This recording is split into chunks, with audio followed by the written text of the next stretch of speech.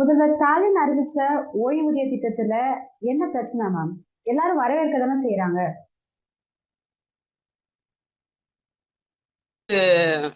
யார சொல்லி ஒரு சிலர் தான் இத வரவேற்கிறாங்க.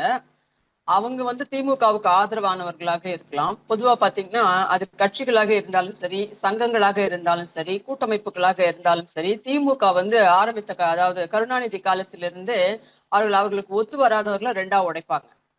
உதாரணத்துக்கு பாத்தீங்கன்னா, நம்ம வியாபாரிகள் சங்கம் இருந்தது.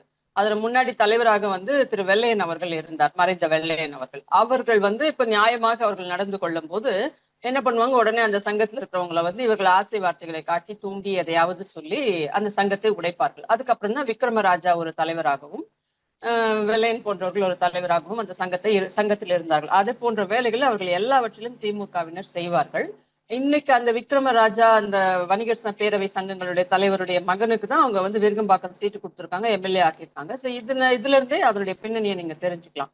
அது அடிப்படையில அவங்க ஆதரவாளர்களை தூண்டி விடுவது எப்போதுமே திமுகவுக்கு வழக்கம்.